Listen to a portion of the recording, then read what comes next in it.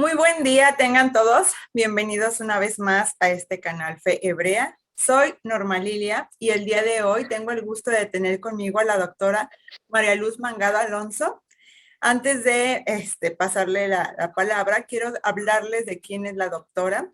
Les comento que la doctora María Luz Mangado Alonso es doctora en egiptología e historiadora especializada en el Próximo Oriente. Ha cursado estudios en la Universidad de Navarra, en la Universidad de Barcelona, en la Universidad Autónoma de Barcelona y mucho, mucho más. Actualmente ya tiene 3 doctorados, ¿verdad?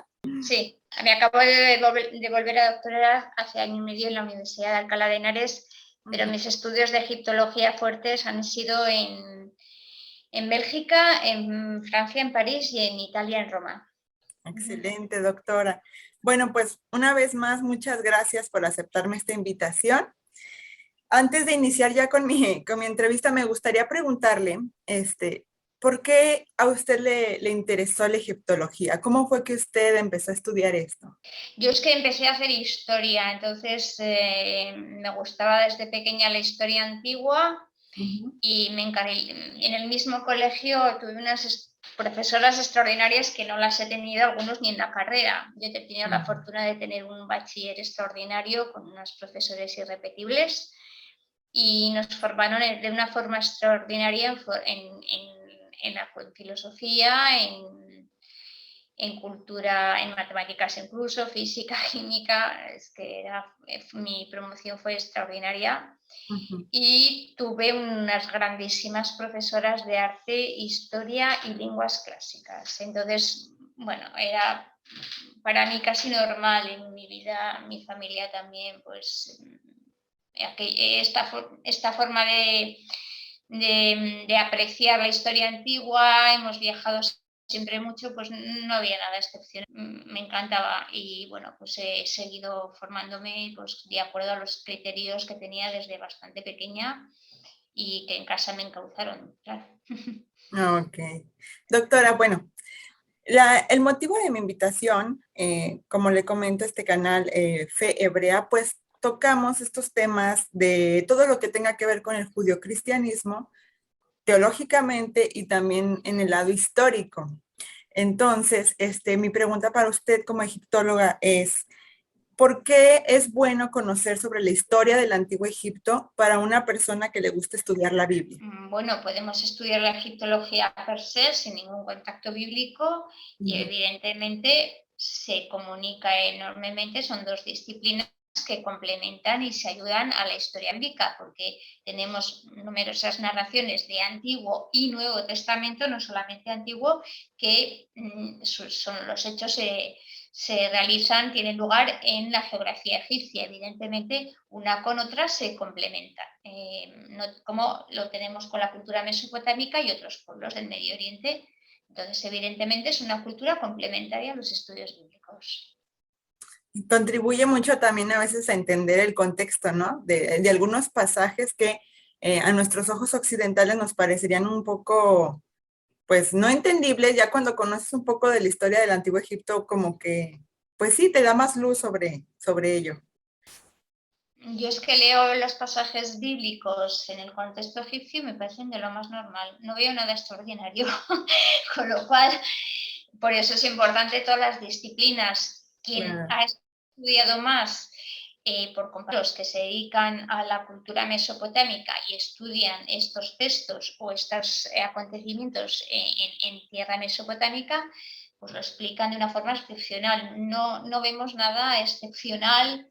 Evidentemente hay muchos niveles, pero lo que es el contexto histórico, pues bueno, también hemos de pensar que la cultura egipcia es muy grandiosa y cuando se habla de ciertos acontecimientos bíblicos ambientados en la geografía egipcia, no dejan de ser tan grandes, son muy grandiosos también, Claro. o sea que no los vemos tan impactantes en otras zonas geográficas. Por ejemplo, el Éxodo es como muy extraordinario en Egipto, en cambio parece que se eclipsa ya cuando salen de Egipto y se pierden por el Sinaí.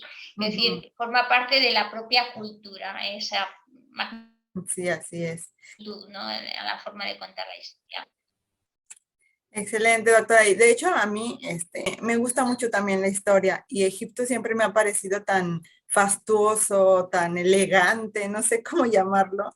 Bueno, también porque nos llega más lo faraónico, ¿no?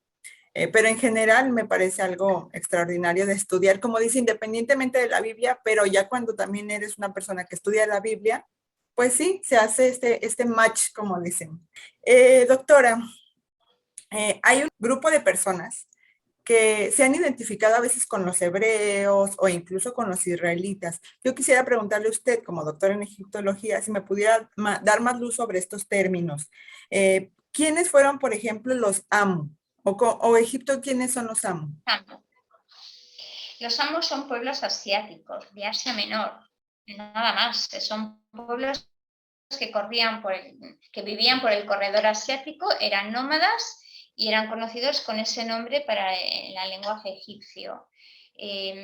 Estos pueblos algunos todavía viven de esta forma nómada y bueno, encontraban en la tierra de Egipto concretamente, pues agua y vivían así era siempre una tierra más rica y bueno, pues cuando había sequías y las inclemencias en esta zona tan desérticas, Egipto era siempre recurrido, especialmente en la zona del delta, para los pueblos Amu, los asiáticos, de Asia Menor. Ujú. El pueblo Amu conocido en los textos no era muy bien visto. Eran gente como consideraba sucia, mal vestida, porque el pueblo egipcio es, como has comentado antes, muy elegante, es limpio. Entonces, eran los un poco que no olían bien, a veces dice Eh, algunos textos. ¿Es un término como peyorativo? Sí, sí, Oh. no eran pueblos limpios, elegantes, como era el egipcio. El egipcio es elegante, le gusta la buena vida, vivir Mm, bien, las casas bien aparentes, ujú. ser limpio, sobre todo, que eso es una curiosidad del pueblo antiguo, es que como el egipcio, en la cosmética, la forma de cuidarse, es lo más excepcional que hay del mundo antiguo. Sí, muy guapos, muy arreglados. Siempre, siempre. Elegantes, mujeres y hombres. Sí, los dos. Ok, doctora. ¿Cuál sería la etimología de esta palabra? Usted que es experta en jeroglíficos, en la lengua egipcia. Amu, Extranjero, extranjero, extranjero. Ah, perfecto. extranjero. Y doctora, ¿quiénes son los Apiru o los Jabiru? Los Jabiru, ahí tenemos aquí un nombre, bueno, pues es un pueblo más de estos pueblos asiáticos, ¿no? Que corrían por este corredor, que vivían en este corredor asiático. Bueno, en estos Jabiru o Japiru, pues bueno, tenemos esta polémica, son los llamados hebreos, sí, no. Hombre, pues es un poco difícil. Yo creo que es un pueblo más asiático. Eh, hay discrepancias. También es cierto que se aproxima, por lo menos en nuestra fonética, al nombre de hebreo, ¿no? Que podría ser, pero es un pueblo asiático. No podemos concretar si ciertamente es el pueblo de Israel, ¿eh? Si vamos a eso. No hay es un pueblo más de los que están mencionados en los textos antiguos asiáticos. Es cierto que estos Jabiru eran como pandilleros, como... A ver, hay dos textos. A ver, vamos a ver. sí. Tenemos los GKU, que son estos pueblos asiáticos, y dentro de estos Ixos o GKU, que Ujú, eran pueblos pastores, hay distintos nombres, distintos clanes, vamos a decir. Dentro de ujú. este clan está este nombre. Que se dedicaban a la rapiña, es lo que he comentado antes, no eran bien vistos Mm, porque había una sociedad muy estructurada y ellos iban entrando poco a poco en el pueblo egipcio, algunos llegaron a asentarse y evidentemente ni tenían la cultura ni la formación del pueblo faraónico y no eran bien vistos. Bueno, ya cuando fueron expulsados, pues evidentemente se unió otra vez el sur con el norte en bajo un solo soberano, pero trajeron también con ellos, pues, por ejemplo, el carro, el caballo, adoptaron la lengua egipcia, eran conscientes de esa gran cultura, incluso, como he dicho, la propia lengua adoptaron, pero no eran bien vistos, no eran bien vistos. Pero esto es como unos emigrantes que van asentándose y no eran bien vistos, ¿no? Ya bueno, si se dedicaban a la rapiña, no, hombre, pues en alguna ocasión seguramente algún acontecimiento habría, pero bueno, no tenemos tampoco muchos datos sobre esta. Entonces es posible que les hayan hecho mala fama, ¿no? O No, sea que, y las siguen teniendo, quiero claro. decir, no eran pueblos bien vistos, no, los Amu, los Hicsos no eran bien vistos, y cuando salen de Egipto los echan, pues evidentemente es una de las épocas ya doradas para de nuevo del pueblo egipcio, porque se vuelven a unir. Bien, bueno, pues es que Egipto, su grandeza ha estado en la unión del norte y del sur, y ellos lo han concebido toda su historia así. Estos periodos de crisis que entran otros pueblos, que arranclan en cierta forma con los criterios, las tradiciones, el soberano, que es muy amado del pueblo y que da armonía y serenidad, pues en la literatura no está bien visto.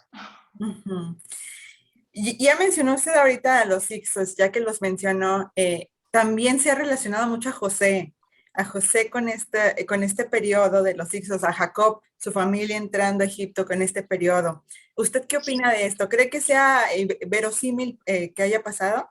Sí, verdaderamente, o sea, el texto, la narración textual, tanto de Jacob como de José, la tenemos que situar en este segundo periodo intermedio de los Ixos, es donde tiene cabida.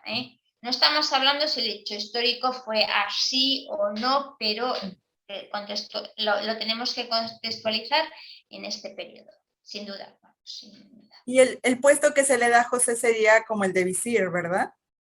Sí, el visir, la persona pues, de gran confianza del faraón, entonces es un hombre que sube por su valía y por sus consejos y llega a tener un cargo de gran confianza del soberano.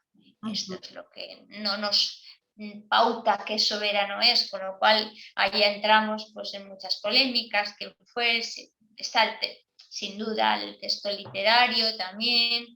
Bueno, a la hora de afrontar un estudio especialmente de este periodo de Génesis de Antiguo Testamento, hay que marcarlo muy bien, pero bueno, la narración ahí está. Sí.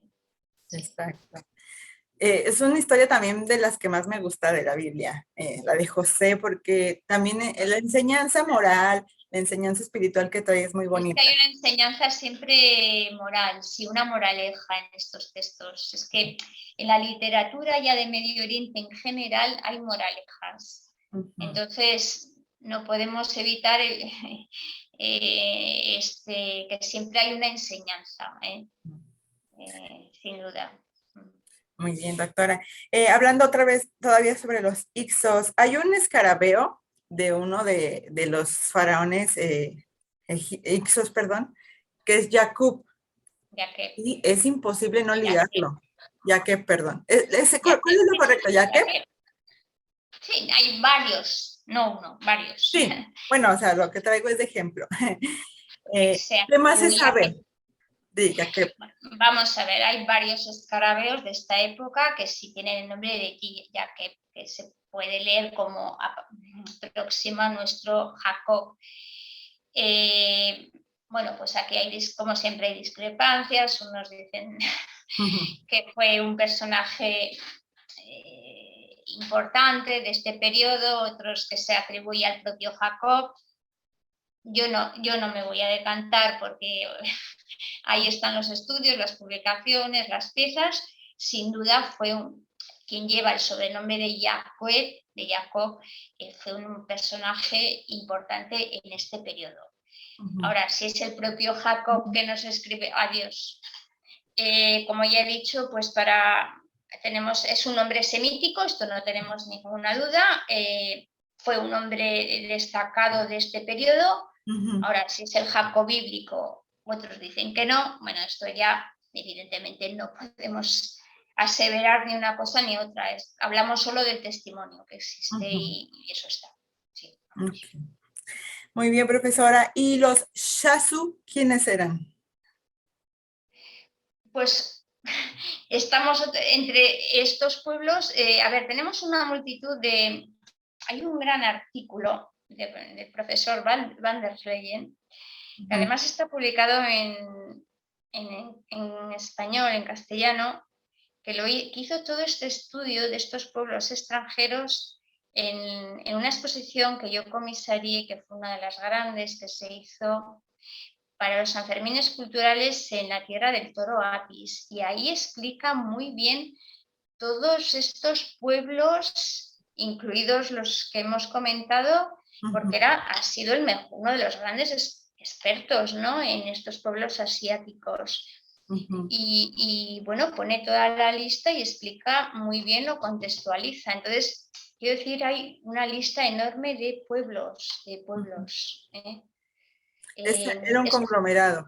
Mira, a mí, cuando me puedes decir que quizás algunos los podemos identificar mejor que otros, curiosamente tenemos a veces más textos que arqueología, a veces más arqueología que textos. Es que Egipto es imponente. Entonces, ¿qué pueblo era concretamente? Pues hombre, pues sería ideal encontrar el cementerio con el nombre y que me digan, oye, esta tierra era donde vivíamos solo nosotros. Estos pueblos entraron poco a poco con el reinado de Pepi II y se fueron asentando, pero sin duda también se mezclaban entre ellos porque eran clanes. Sí, hace poco tuve una charla con otra persona y hacíamos la comparación de, bueno, nosotros los latinos, con el sueño americano, ¿no? Que la gente quiere viajar a Estados Unidos de América porque allá está mejor. O sea, Egipto era el USA de allá. Todos querían viajar a Egipto de alguna forma. En eso discrepo totalmente. Okay. Estos pueblos no querían viajar a Egipto de ninguna manera. Estos pueblos iban donde había agua y donde había grano en épocas de sequía, porque a estos pueblos les gusta vivir siendo nómadas y actualmente los gobiernos están luchando mucho por asentar, porque tengan asientos, sobre todo en zonas más pobres, como la zona de Palestina, del Sinaí, y les gusta vivir así. Entonces estamos hablando ya casi de la última generación, te lo digo porque yo he vivido mucho y de hecho he conocido y he trabajado con algunos de ellos y les gusta vivir allá y es que ellos lo dicen, mis nietos ya no pueden vivir como nosotros, tienen ya que estudiar. Algunos les siguen, entonces no, bien, algunos llegarían a Egipto, les gustaría, se asentarían, pero no era, Egipto no era el sueño americano, ¿eh? Egipto por necesidad. Era ya América. Y eran los egipcios, o se integraban o no se integraban, no tenían grandes ansias, no. Perfecto, profesora. Bueno, ¿y tenemos alguna evidencia de los relatos bíblicos en Egipto, como por ejemplo lo más famoso, el Éxodo? Bueno, el Éxodo, si hacemos una lectura desde el punto de vista de la egiptología de los pasajes del Éxodo, estamos ya entrando en un tema de cómo explicar estos episodios. Sería un poco largo, pero sin duda estos acontecimientos, estas plagas, que digamos lo que más nos impacta, ¿no?, que son siempre muy impactantes en la literatura egipcia, y todos los acontecimientos son siempre muy grandiosos, vienen de dos tradiciones, según una es de 7 plagas, otra de 10, y siempre va creciendo, ¿no? El daño contra Egipto cada vez es mayor y es en realidad la lucha del politeísmo contra el monoteísmo, ganando siempre el monoteísmo. Siempre esta moraleja o enseñanza que nos quiere mostrar estos acontecimientos bíblicos. ¿El pasaje fue así o fue de otra manera? Estamos evidentemente ante una lectura de exageración de hechos. y una concatenación que, bueno, pues pobre pueblo egipcio, la verdad que da hasta pena, ¿no? De todas las desgracias que le cayó. Pero bueno, se puede explicar porque hay evidentemente pues, un ataque contra las divinidades, contra los dioses, entre el encuentro entre Moisés y Faraón, siempre es la lucha de dos sabios. Faraón representa al pueblo egipcio, politeísmo, Moisés al pueblo hebreo, elegido por Dios, monoteísmo. ¿Quién vence? Siempre el pueblo de hebreo, ¿no? Entonces, un poco la lectura general. Y entonces la pregunta es, si hubo estas catástrofes naturales en las que se pudieron inspirar para hacer el relato del Éxodo. O sea, si hubo... Las catástrofes naturales que narra el Génesis, Antiguo Testamento, son normales en la naturaleza de Egipto. Por ejemplo, las nieblas, la crecida del Nilo, que llaman sangre. Hay que pensar que antes, pues en la crecida del Nilo llevaba mucho limo, mucho barro. Ahora, pues todo ese fenómeno no se observa por la presa de Asuán. El escorbuto de algunos animales, bueno, pues las plagas de langostas, es que son ciclos naturales que los podemos, se producen en África, en estas zonas de África con bastante asiduidad. Lo que pasa que, claro, todas tan seguidas y tan catastróficas, pues ahí está un poco, bueno, pues ese elemento literario, ¿no? Que sin duda... Pero las catástrofes naturales que narra son habituales dentro de la geografía y de la naturaleza de Egipto. Eso, vamos, está novelado. Lo que pasa es que es una enormitud de desgracias que le acaecen al al Valle del Nilo por la negativa, ¿no? de sacar al pueblo de Israel, que en el fondo es la lucha de dos sabios, la lucha de dos príncipes, porque Moisés es un príncipe, no nos olvidemos nunca de ello. Él es un príncipe para el pueblo egipcio y un líder, pero que, bueno, pues caudillo, ¿no? Como le llaman, para el pueblo hebreo, pero en realidad lo que es un príncipe. Y es la lucha, pues, de dos príncipes.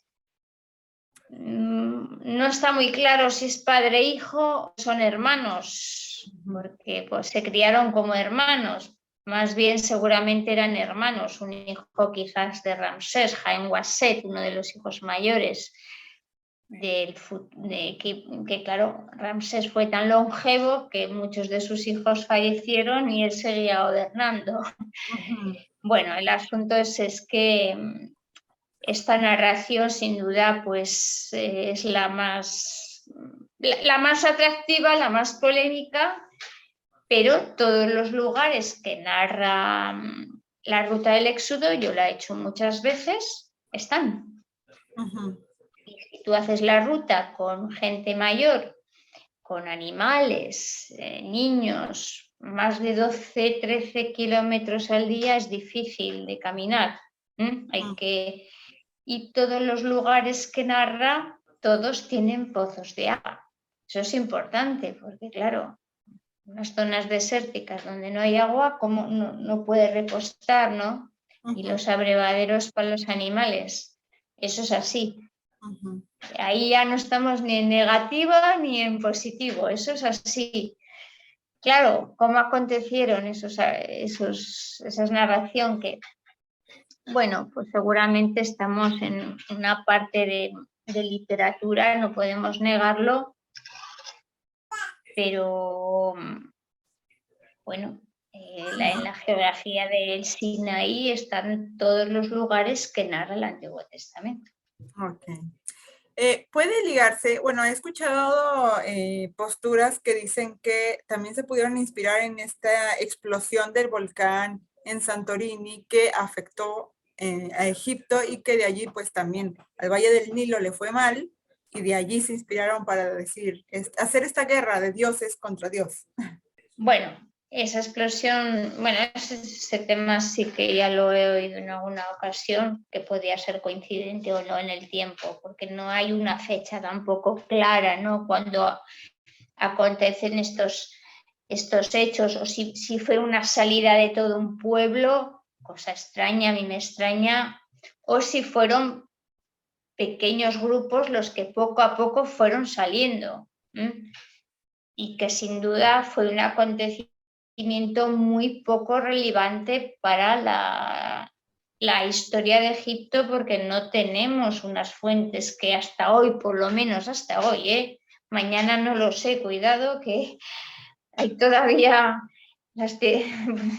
puede haber muchas sorpresas, pero no tenemos una narración que nos hable de este pueblo que se marcha. Si se marcha, pues es que es libre, y si es libre, pues a los egipcios les daba igual. Tampoco creo que supuso una gran penuria para la economía egipcia. Lo que pasa que era un pueblo que ya se había hecho grande desde José a Moisés, estamos hablando de 450 años aproximadamente, y ellos querían tener su tierra, querían tener su tierra. Tenían su creencia, creían en un solo Dios, pero sus costumbres, el judío en general es bastante hermético en este sentido, y querían tener su tierra. Y querían tener sus reyes, como los de Egipto. Si no los tuvieron antes, ¿por qué no pudieron? Así de claro. Y lo que hicieron en Canaán es conquistar una tierra. O sea, fue un pueblo como los demás. Es que no hay nada extraordinario en todo esto. Hay muchos movimientos de... Lo que pasa que, claro, el tema es que está escrito y está dentro de lo que es la historia sagrada. Entonces, claro, es muy apasionante, ¿no? Y cuando se excava toda esta zona norte de Egipto, que están lugares relacionados con las narraciones bíblicas, Perramsés, por ejemplo, la ciudad de Perramsés, bueno, sin duda que, bueno, los que lo hemos visto es fascinante, es que no hay palabras. Egipto y Biblia ya es insuperable. Claro. Sí, Egipto tiene un gran patrimonio arqueológico, pero ya todo lo que va unido a la historia bíblica es verdaderamente apasionante. Para bien o para mal, aunque sea para mal, o sea, para decir, bueno, pues no encuentro el elemento, pero bueno, es que te tiene que hacer reflexionar mucho, y aparte hay todavía mucho por explorar, sobre todo en la zona del Sinaí. El Sinaí, bueno, está explorado hasta donde está explorado. En fin, es una zona riquísima, muy rica, muy rica. O sea, no hay palabras. De hecho, dijo Zahi Hawass que solo se ha excavado el 30% de Egipto. A mí me parece que dice mucho, yo creo que el 20. A mí me parece mucho, yo creo que el 20, porque bueno, di que, a ver, en estas últimas 2 décadas se ha avanzado mucho y se ha excavado muchísimo también, las cosas pero es que Egipto es muy grande. Estamos hablando desde Asia, porque parte de Asia y África está muy adentrados en el Nilo. No nos olvidemos tampoco del sur, de las culturas del Sudán, de Nubia y del Sudán, que son zonas todavía menos, bueno, una parte no tan exploradas, y sobre todo una parte que a mí me fascina, esto es lo que es el antiguo reino de Saba, actualmente Eritrea y Etiopía. Se observan los contactos del sur, los príncipes del sur de Asuán, parece que son de raza etíope, que es el reino de Saba, bíblico. Eso está todo... Cita Salomón, ¿verdad? Claro, claro. Entonces, bueno, no es que esté sin tocar, casi sin tocar. En fin, a mí me apasiona mucho el Éxodo, pero el reino de Saba me atrae De hecho, lo he estudiado también todo lo que he podido. No se ha explorado tanto porque es una tierra también complicada desde el punto de vista político, ha habido periodos de muchas guerras, pero el día que verdaderamente se pueda adentrar más la arqueología y se vayan traduciendo más textos, yo pienso que al mundo seguirá fascinando. Yo creo que hay todavía tanto por explorar. Así que, bueno, cada yacimiento es muy rico en Egipto, muy rico. Doctora, no tenía esa pregunta en la lista, pero ya que lo menciona, entonces sí es posible que haya existido esta reina de Saba y que este pasaje de Salomón de recibiendo a esta reina sea histórico. Vamos a entrar en lo que es la parte de historia, vamos a decir, más reciente, que la tenemos un poco más constatada, y después entramos en Salomón. Cuando se funda la dinastía Sabea, que es la dinastía que gobierna todo este cuerno de África, es un bastión además muy rico, y tenemos noticias del comercio de Egipto de épocas antiguas. Pero bueno, tenemos, por ejemplo, una gran expedición de la reina Hatshepsut al llamado país de Punt, o Punt, que se localiza en este llamado Cuerno de África, que es conocido más bien como el reino de Saba, ¿no? De los que traían pues animales exóticos, plantas, marfil, bueno. O sea, esto está ya constatado desde estas expediciones comerciales desde época faraónica.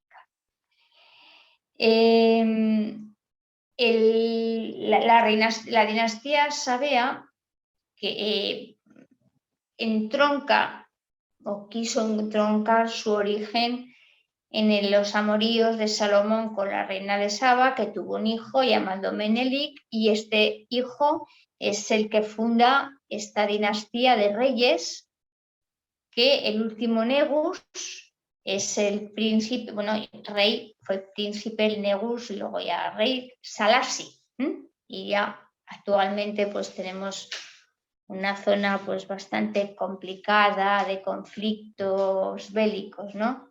Pero Salassi fue el último rey de Saba que entroncaba con la dinastía de Salomón. Entonces, bueno, ¿es de mentira o es de verdad?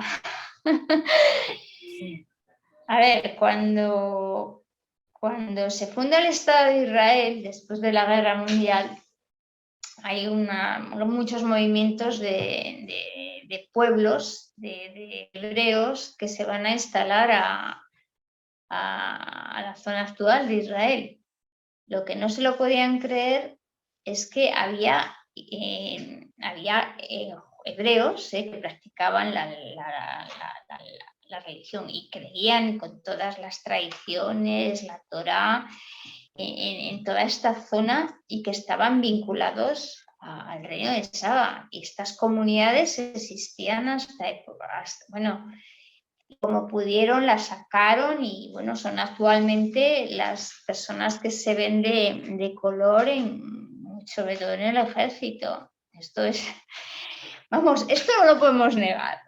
Claro, yo pues no sé si vienen todos de esos amoríos del reino de Saba y de Salomón. Yo me imagino que si lo narran es una reina y claro, toda la tradición, o sea, tenemos por dos partes, por la parte etíope y por la parte bíblica, pues, o sea, coinciden, O sea, los reyes de Etiopía, su base es Menelik.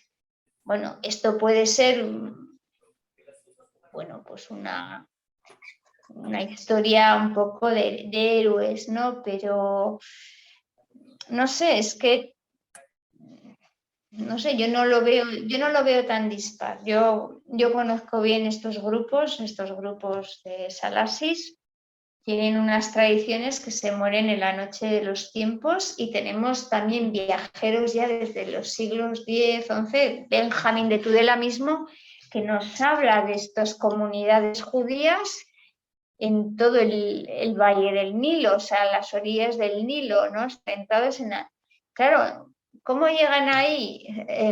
No sé, eso está. Evidentemente, el texto de que la reina, bueno, un poco fascinada por la sabiduría de Salomón, pues va a buscarlo. Bueno, ¿por qué no? ¿Por qué no?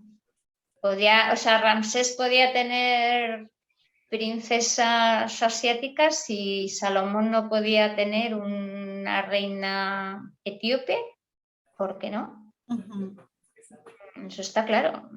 Quiero decir, si no se niega que Ramsés tuvo un harén y digo Ramsés y otros faraones, que se casaron con princesas asiáticas, porque Salomón no pudo tener una mujer que fuera reina de Saba. Es que tampoco entiendo por qué no. Está muy claro, por lo menos muy narrado. Si es así o no es así, no lo sé. No tenemos tampoco elementos. Lo que no tenemos es, de luego, elementos para decir que no. Solamente es para decir que no ahora. O sea, yo sencillamente, Salomón ya es un rey más, vamos a decir, más cercano en la historia. Bien, las excavaciones de la época de Salomón ahí están, y de la época de David ahí están, el que quiera que vaya a verlas. Y los museos están repletos de piezas. Las relaciones entre Egipto y el Estado de Israel, del Reino de Israel en la época de Salomón, son extraordinarias, pero verdaderamente extraordinarias. Salomón fue un rey un rey sabio y de gran poder. A partir de ahí ya se rompe la monarquía hebrea y viene el caos, ¿no? En la división. Pero bueno, eso quiero decir, está en las excavaciones, y en la historia del Medio Oriente. Es decir, esos materiales salen. Claro. Cuando excavas, pues se ve ese comercio trasiego. El que fuera la reina hasta Jerusalén, una ciudad mítica en aquel momento, bueno, pues si te dejase fascinado a Salomón, pues bueno, pues nada nuevo, porque Salomón tenía un gran harén, o sea, no tenía solo la reina de Saba. Si Cleopatra pudo, los hombres más importantes de su época, yo no sé por qué la reina de Saba no. O sea, quiero decir que de una historia, a mí me parece una historia fascinante, no lo sé. Lo que Y pasa la es que, historia de Cleopatra no se niega. claro, de las reinas más famosas, ¿no? Doctora, es que como habíamos platicado anteriormente, últimamente como que surge mucho negacionista, ¿no? De que incluso ponen en duda la existencia del propio Salomón. Entonces, por eso le digo yo. Sí, pues qué suerte. Bueno, pues que me presenten a todos esos documentos históricos, arqueológicos y bíblicos también, para conocerlos, porque total, no sé para qué estamos estudiando los que estudiamos, perdemos el tiempo. O sea, es que, bueno, el negar es una forma también de llevar la contraria, que bueno, que también está muy bien, ¿no? Pero una cosa es negar y otra cosa es estudiar, ¿sabes? Es muy osado negar, y es muy osado afirmar hechos históricos que no han acontecido o no tienes ninguna base. Hay documento, hay historia, no hay documento, no hay historia. La historia bíblica está narrada, ¿no? La Biblia está, eso no podemos negarlo. La arqueología nos va hablando lo que nos habla. Hay todavía mucho por explorar y hay textos. Bueno, ¿se niega a Salomón y a David se niega también? ¿O a David no se niega? Algunos, Pregunto. bueno, ahorita ya no. Hubo un tiempo en que sí lo negaban, pero ahora solamente lo ningunean. Dicen, era ahí un Davidcito. Hombre, David, Davidcito, bueno, quiero decir, entonces, si no negamos a David, ¿por qué tenemos que negar a Salomón? Claro, claro. Quiero decir, yo si niego, niego a los dos. Si hay Ujú. monarquía, hay monarquía. Quiero decir, pero es que a David no se niega porque hay unos ostraca donde aparece el nombre de David. Bueno, entonces, quiero decir que, Ujú. cuidado, ¿eh? El material arqueológico está. Entonces, bueno, ya negar a Salomón, que es más reciente en la historia, bueno, bien, no tendrán ni mucho que excavar ni mucho que explorar, pero bueno, yo a eso no me dedico, yo me dedico a lo que me dedico. Es decir, esas son opiniones, pues opiniones, todo el mundo tenemos opiniones, pero eso no significa que sean elementos científicos. Claro, profesora. Bueno, y siguiendo con nuestra charla de Egipto, Israel, de la Biblia, hay una estela, que es la estela de Merneptah, que se tiene como la primera mención del pueblo de Israel. Voy a ver si puedo compartir pantalla con usted, ¿me permite un momento? Aquí está, ¿la ve? Ay, ya la Sí, moví. sí. Okay. La estela de Merneptah. Esta estela, Merneptah o Merneptah, ¿verdad? Creo que... Sí. Ajá. Sí, sí. Esta estela, doctora, ¿por qué se erigió? ¿Quién era Merneptah? Oh, ¿y cómo está allí Israel mencionado? Bien, bueno, es famosa. Beremeta es el hijo de Ramsés II y nos habla esta estela pues de una serie de logros del rey, sobre todo en Asia Menor, ¿no? Y al final, no sé si tiene, bueno, tiene mucha importancia por la redacción que tiene la estela, pero concretamente en lo que nos concierne en este caso es el nombre de Israel, que aparece abajo del todo entre los pueblos dominados o vencidos o sometidos, no sé, porque claro, nosotros nos pensamos que las guerras de entonces son como las de ahora. Yo recuerdo cuando estudiaba en Italia, me hacía mucha gracia un profesor porque decía, uy, en invierno hacía mucho frío y se iban todos a casa. Las guerras se hacían en verano, en buen tiempo. O sea, eran unas batallas pues en un tiempo, no eran años y años y años de guerras, ¿no? Podían ser de diferencias de conflictos. Estamos otra vez volviendo a ese conflicto que tiene siempre Egipto con los pueblos de Asia Menor, ¿vale? Entonces, bueno, pues es un momento de expansión desde de la dinastía 18, 19 y una expansión fuera de las fronteras tanto por el norte como por el sur, especialmente hacia Asia Menor. El dominio, hay un poder, aunque sea político y comercial, de Egipto. Y entre los pueblos que cita, a los que se somete, aparece por primera vez la palabra fonética, Israel. Se lee perfectamente con varios determinativos, este determinativo I, SR, IA, IL. Y al final aparecen varios signos. Si pones el cursor un poquito hacia el final, aparece un hombre sedente, una mujer sedente, 3 signos. Debajo y delante hay una especie de bastón. Bueno, este es un símbolo de pueblo, ¿vale? ¿De acuerdo? De pueblo, y el tanto masculino como el femenino es y el símbolo del plural, de hombres y mujeres, de un pueblo de hombres y mujeres, en este caso extranjeros, extranjeros de pueblo, no de país o reino, cuidado. Como un grupo de gente.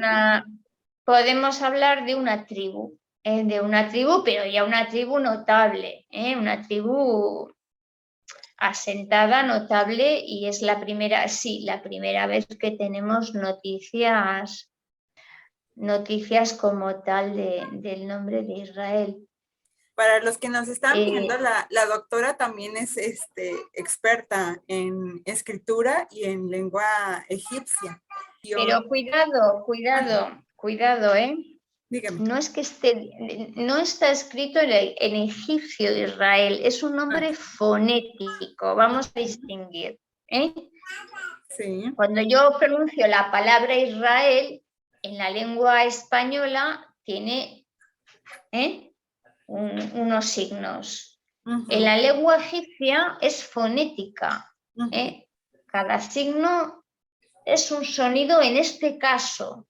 Entonces ellos transcriben ese nombre como lo oyen y ponen los determinativos al final, no como una nación, son los atributos de pueblo, de un pueblo, de una sociedad, de un grupo ya importante que se ha sometido o con los cuales, bueno, estamos hablando también desde las fuentes egipcias, con lo cual la estela de Merenbeta lo que nos habla de una gran hazaña y de un sometimiento que ha vencido una serie de pueblos. Bueno, evidentemente, si es la fuente egipcia, para el rey es todo gloria. Bueno, no sé si sería todo tan exagerado, pero es muy interesante este término, pero como pueblo, un pueblo seguramente asentado en la zona de Canaán. La conquista de Canaán fue sometiendo pueblos, a los pueblos locales con fuerza poco a poco.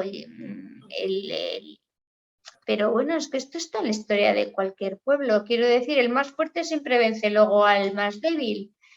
Si se iban ellos haciendo más fuertes, iban conquistando cada vez más terreno y más pueblos. Pero en este momento ya era un pueblo considerable y estaban situados seguramente en alguna zona de la tierra de Canaán, que fueron conquistando hasta que lo que querían ellos es tener un reino, como los egipcios, claro. Habían estado en Egipto y dijeron, nosotros igual, faraones. Y claro, el gran rey es David. David y Salomón son, digamos, el culmen de esa historia. Claro. Luego ya viene una gran decadencia, rupturas, divisiones, pero bueno, este es el nombre fonético, ¿eh? Sí. O sea... Por eso le quería preguntar, porque como no dice literalmente Israel con esa fonética que nosotros tenemos, algunos de estos negacionistas dicen, no, es que dice Isiriar y no es Israel porque Israel es Israel, no sé, una cosa ahí medio rara. Que no saben lengua egipcia, perdona. Y bueno, ya si vamos al periodo ya del Imperio Nuevo, no sé lo que sabrán de hierático y demótico. Bueno, demótico no, más bien hierático, pero a ver. La I es la I, la S es la S, la R es la R y ya es la... O sea, es que esto no sé. Quiero decir, lo que se lee, se lee. Entonces, esa declaración de no dice Israel, dice Isiriar, y por lo tanto es Israel, es... ¿Pero por qué dice Isiriar? Es que... primero es que ya esa transmisión de dos Is es Y ya para empezar. Hay revisiones ya de todo esto, no sé, está muy revisado. Esta estela la encontró Petri, fue el primero un poco que hizo el estudio preliminar, pero bueno, ha habido muchas revisiones y está pues estudiada por grandes especialistas. A mí mis profesores me han enseñado de otra manera, no me voy a poner aquí quiénes han sido, pero bueno, dudo que el profesor Pascal Bernus esté en acuerdo con esto. Yo lo siento, pero esto no lo veo como egipcio, ¿vale? Claro, Lo pues, veo como algo que quiero yo que sea diferente para así decir algo diferente. Bueno, pues muy bien. Pues como hay tantísimos textos y tantísimos papiros por traducir, pues hay que meterse igual más en ello y dejar lo que está hecho bien hecho. Luego, una cosa es escribir artículos de opinión, ¿de acuerdo? claro. Pero, a ver, la opinión es que, bueno, desde Sira Petri y a otros grandes que le han seguido es muy osado, ¿eh?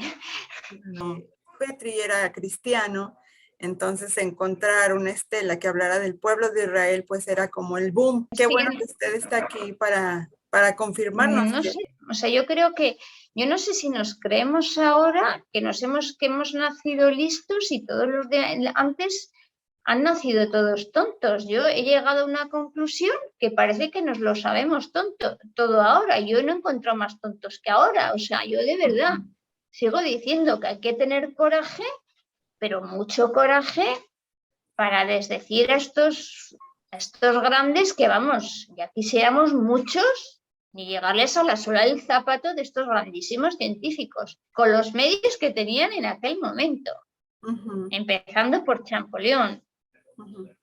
A ver, estamos hablando de egiptología y de otras disciplinas de la arqueología, no solo de esto. Entonces, claro, a ver, la arqueología lleva una disciplina. Uno no empieza a excavar metiendo la paleta en cualquier sitio. Hay que estudiar los documentos de archivo, hay que explorar la zona, hay que hacer catas, hay que estudiar si hay precedentes de excavación y, sobre todo, algo que sabemos los arqueólogos que es fundamental, conocer la tradición local, qué es lo que localmente ha pasado de generación en generación para que esa zona tenga ese nombre, esa topografía y, en fin, bueno, es que esto es así. Y entonces, hay elementos coincidentes o no, bien, hay que tratar el archivo, claro, hay que pasar muchas horas estudiando los archivos, ¿eh? No solamente excavando. Después hay que hacer exploraciones arqueológicas, hay que hacer catas y, sobre todo, también estudiar con las gentes locales un yacimiento. Digo esto para cualquier empresa de trabajo arqueológico que merezca realizar. O sea, yo he trabajado en varios países, desde España, yo en Italia lo mismo. O sea, es que no.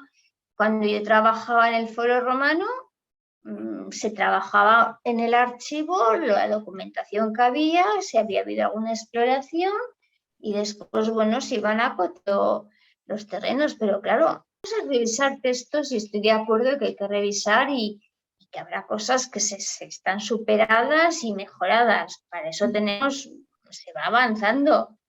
Yo creo que también es un poco de falta de humildad, como dice usted.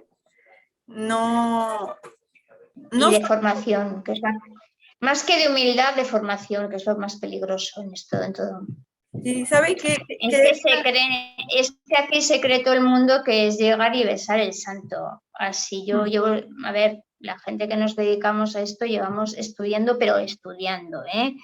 El que se crea que además todos estos hombres que estudiaron en aquella época les vino la ciencia infusa de los marcianos, como hay algunos que se la piensan, pues esto no es así. Hay una parte que no llegamos y no llegamos porque no sabemos.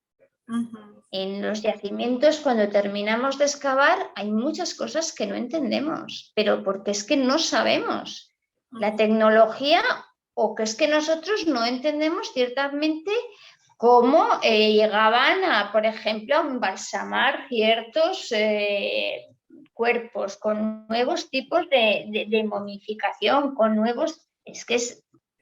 A ver, yo que llevo una línea de investigación en la Universidad de Navarra de momias de animales, es que no hay dos iguales. Y tenemos cientos de animales, por no decir miles de animales, y no hay dos iguales. Es que sí. Entonces, claro, osarse uno con todos los aparatos científicos, con todos los equipos que trabajamos, a tamañas bobadas, decir de que uno aquí no pone Israel, que pone porque el señor Petri era muy religioso, pues yo ahora me entero que era muy religioso, tampoco me preocupa mucho si era muy religioso o no, yo sé que fue el padre de la arqueología científica, pero no creo que solo en Egipto, sino que verdaderamente introduce una metodología para toda la arqueología posterior, ¿no? En cualquier país. Entonces, claro, no es que desdecir a Petri, hombre, puede tener cada uno su opinión, pero vamos a distinguir lo que es fonético de lo que es lengua egipcia. Esto es un nombre fonético, como ellos lo oían, lo oían. Y el pueblo Israel es un pueblo semita, nada más. Tampoco es un pueblo semita, pues como otros pueblos, otros clanes que corrían por el corredor asiático. Lo que pasa que es evidentemente que aquí estamos ya dentro de lo que es la tradición bíblica. Bueno,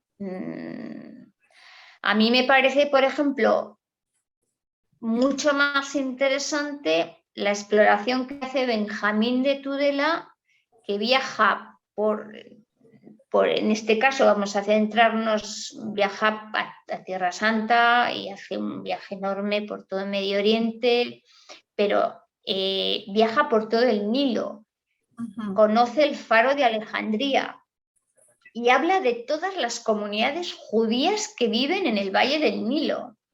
A mí me interesa mucho eso más para poder entender la huida de Egipto, aparte de lo que son las tradiciones, la arqueología, la excavación. Claro, si yo tengo fuentes de viajeros muy próximos que me están hablando de comunidades judías donde ellos se quedan, conocen y hablan, que, claro, me parece más interesante. O sea, el pueblo de Israel no aparece porque sin el Valle del Nilo. Resulta que en el siglo IX, X y XI seguía habiendo comunidades judías, pero muy adentradas en el sur, hasta Asuán y más allá. Entonces, claro, ahora preguntamos, ¿quién era Benjamín de Tudela? Pues era un viajero de Tudela, Navarro, era judío, que, bueno, que hizo un viaje por toda Medio Oriente, la llamada Tierra Santa, en lugares, bueno, ir a conocer los lugares bíblicos, y conoció todas las comunidades judías y escribe un libro, las va describiendo en su diario. Y nos deja unas noticias verdaderamente extraordinarias, pero extraordinarias. Claro, todo esto hay que conocerlo y después decir, bueno, aquí, ¿qué tiene que ver con la estela de Israel? Bueno, todo y nada. Evidentemente, si había judíos o había ya pueblos hebreos, te lo está diciendo la estela.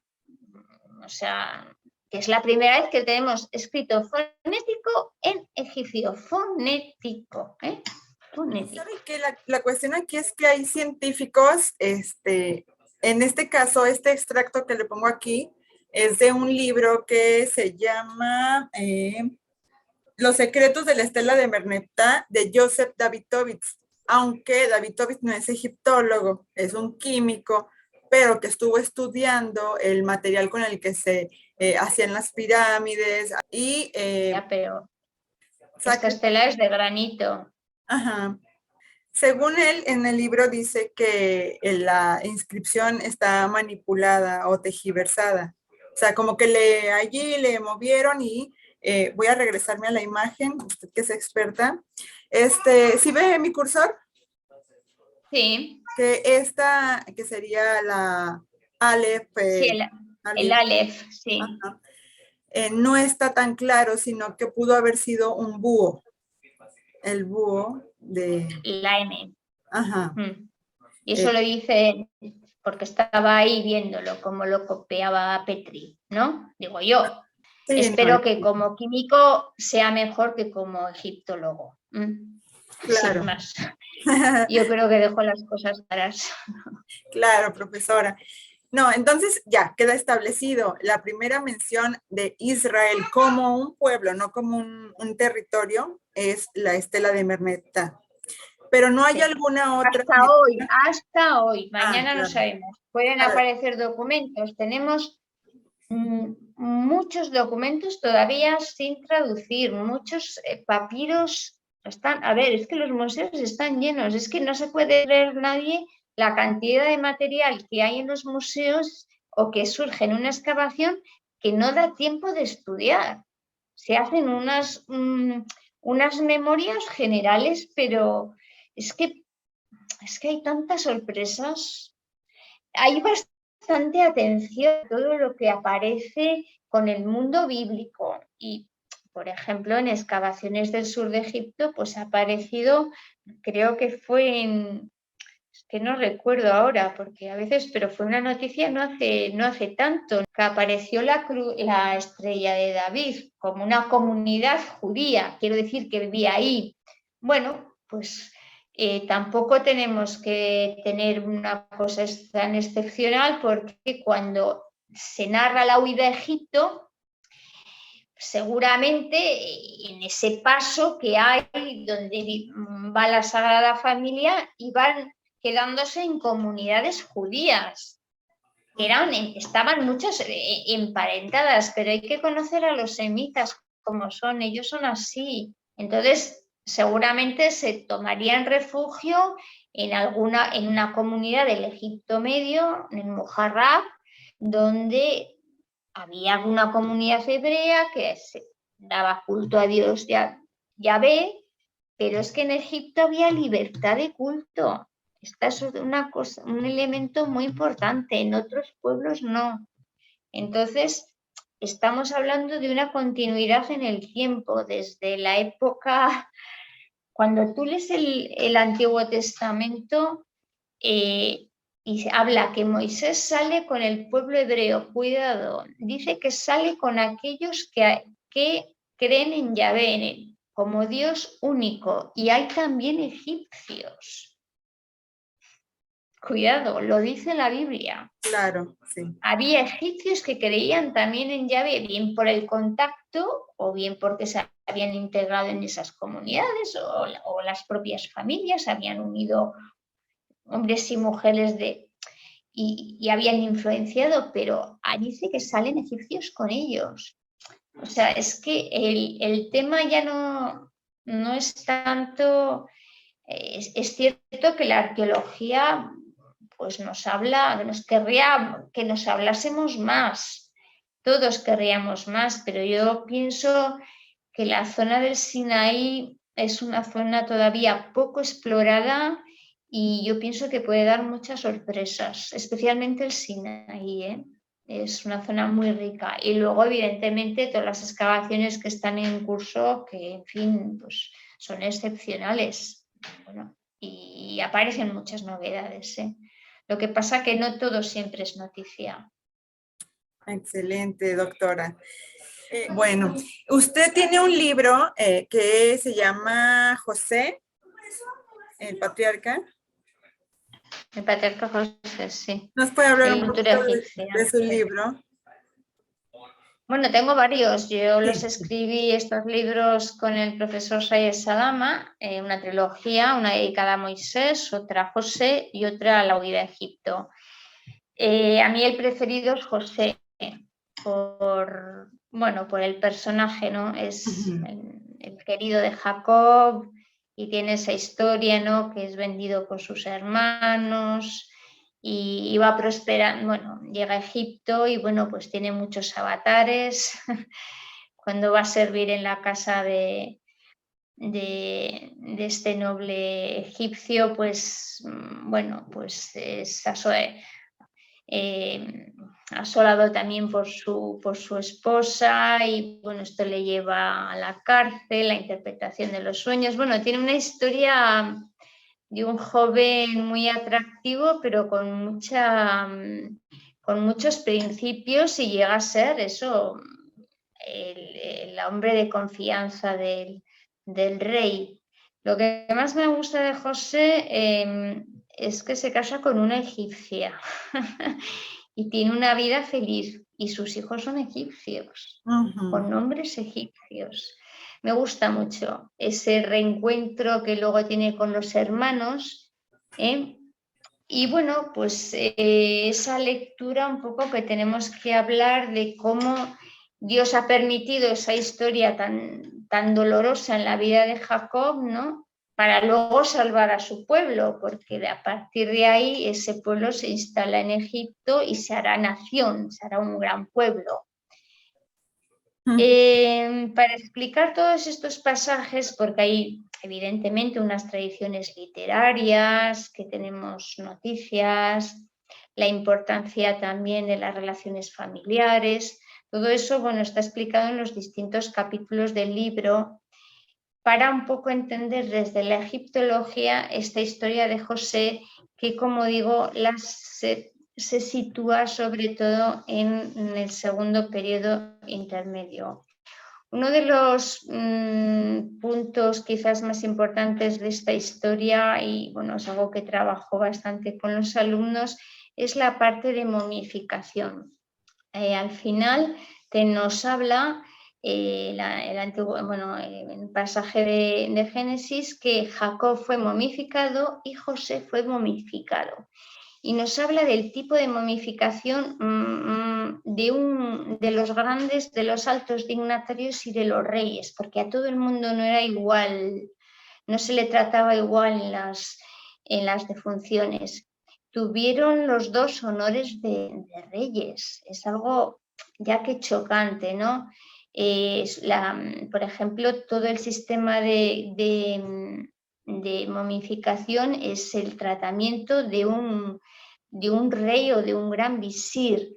Se hace después 42 días de tratamiento del cuerpo y después también un duelo, ¿no? De 70 días, duelo y el tratamiento, que son los que se hacían a los grandes personajes.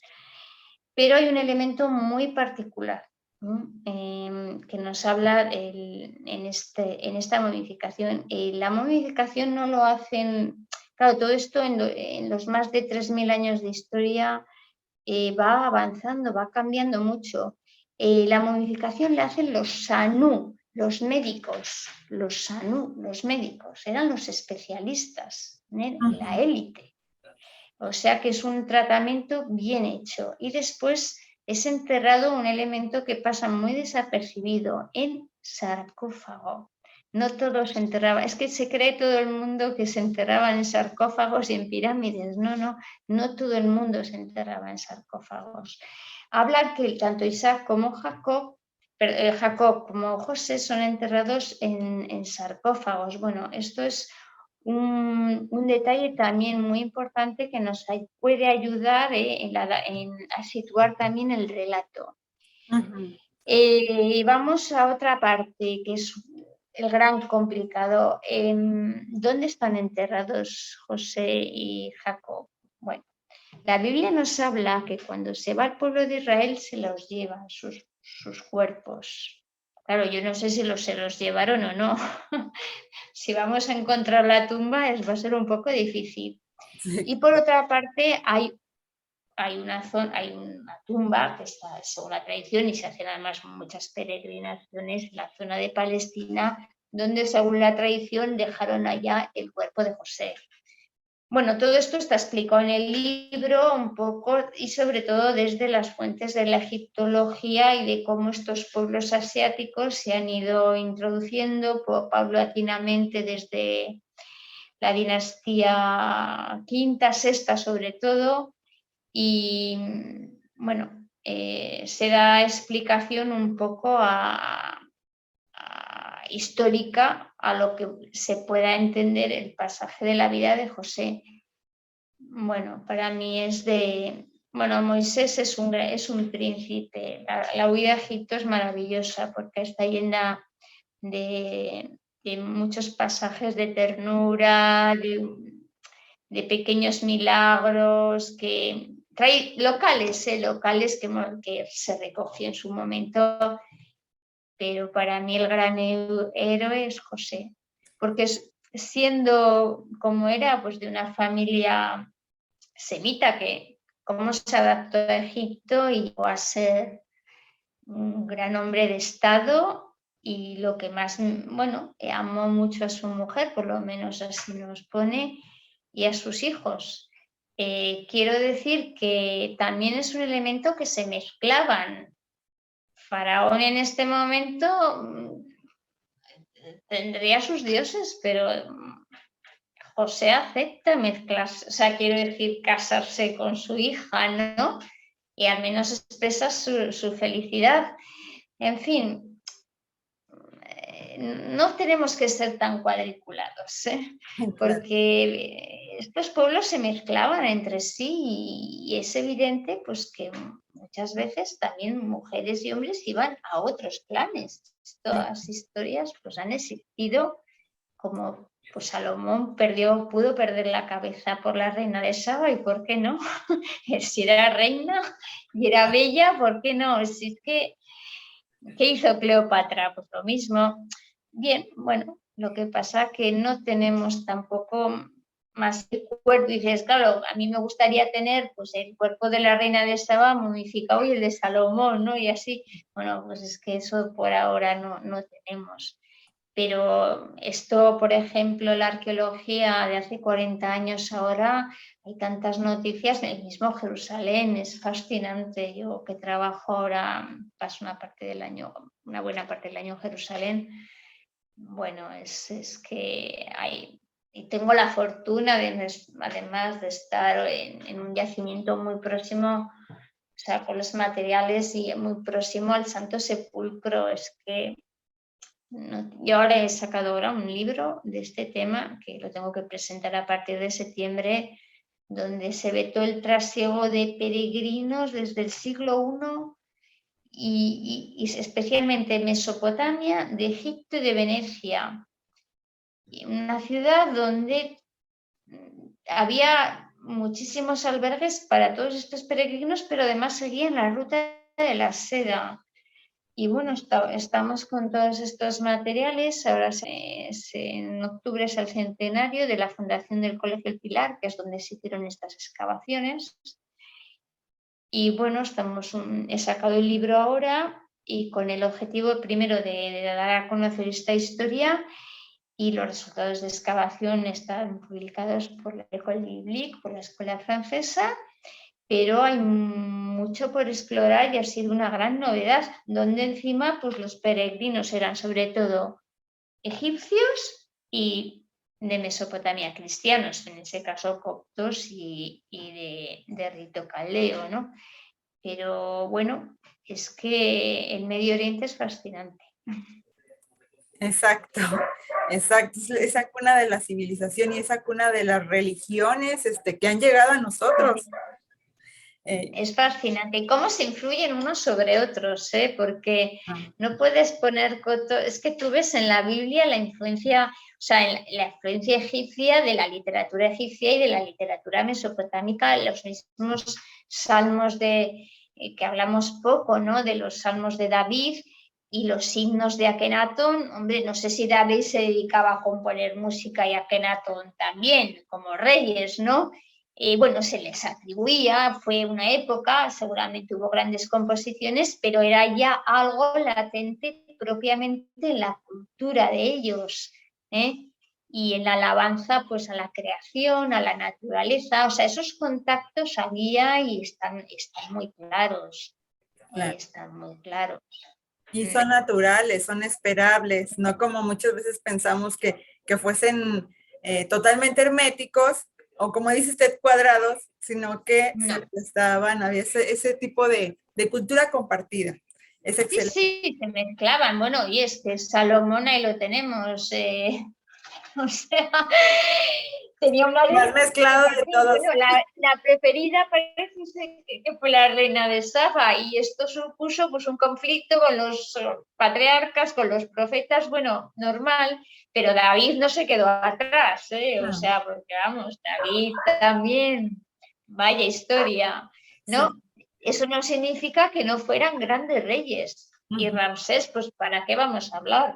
Las delicias que tenía con las mujeres Ramsés, pero eso no significa que fueron grandes hombres de Estado. Sí. Ok, quizás. Salomón quizás sea uno de los grandes hombres de Estado de la historia de Israel. Muy bien. Bueno, doctora, para los que nos estén viendo, voy a dejar en la descripción del video su bibliografía de los libros que usted ha sacado, para que los busquen y los consigan, de cómo podemos ver estas historias bíblicas a los ojos de la egiptología. Doctora, otra vez muchas gracias por haberme aceptado esta entrevista, brindarme. Bueno, usted, venga. Muy bien. Me siento muy honrada. Seguimos en contacto, le mando cuando tenga ya el video, para que espero que después me regale otro pedacito de su tiempo para algún otro tema que tengamos. Sí, luego podemos hablar de otros temas más centrados, en temas igual más nuevos, en excavaciones en Israel, que son menos conocidos, pero que ahí tenemos mucha historia, toda Hispanoamérica y España, que ha sido mi último trabajo, que me he quedado yo sorprendida. Llevamos un siglo de trabajo, de viajes desde América, Filipinas y España a toda Tierra Santa, que eran verdaderas expediciones y no sabíamos nada. O sea, estaba todo, lo que pasa que no se había unido. Y entonces, pues, bueno, me he quedado fascinada yo con esta historia y de eso llevo a la fundación del Colegio del Pilar de Jerusalén, y este colegio, pues, se tuvieron que avecentar los bajos del colegio, hubo excavaciones, salieron todos los materiales y bueno, estamos con tener un yacimiento a 150 metros del Santo Sepulcro, vamos, es que eso es de los lugares más atractivos de la tierra, ¿no? No tanto por la calidad de los materiales, sino por lo que nos está hablando en la historia, ¿no? Entonces, bueno, pues quiero decir que esta parte también es muy interesante. Lo que pasa que, claro, lo más antiguo, pues es lo que siempre está bañado de dudas y que fue y que no fue. Bueno, de todas formas, quiero decir que la historia bíblica está ahí y la historia arqueológica pues es muy joven todavía. La arqueología científica como la conocemos es joven. Claro. Bueno, hay que estar abiertos y darán más datos. Sobre todo a mí lo que sí me parece muy interesante es estudiar el trasiego de pueblos y las influencias de unos sobre otros, no tanto como los límites, hasta cuándo llega aquí. Pero yo, por ejemplo, que he excavado en Palestina, me he quedado fascinada de la cantidad de material mesopotámico y egipcio que te puedes encontrar en las zonas comerciales. Con lo cual, las gentes se movían con mucha asiduidad. O sea, esto ha sido, pues, el hombre le ha gustado explorar siempre desde que puede navegar, puede conocer otras tierras. Ha sido así siempre. Otra vez, muchas gracias por aceptarme esta charla, doctora. Y pues seguimos allí en contacto para que nos siga pues compartiendo de todo lo que va aprendiendo. Sí, cuando quieran otra ocasión, pues estamos en contacto. Pues nada, suerte con el programa. Gracias. Gracias a todos los que nos vieron. Recuerden dejar su like, compartir este video, suscribirse también. Nos vemos pronto. Shalom.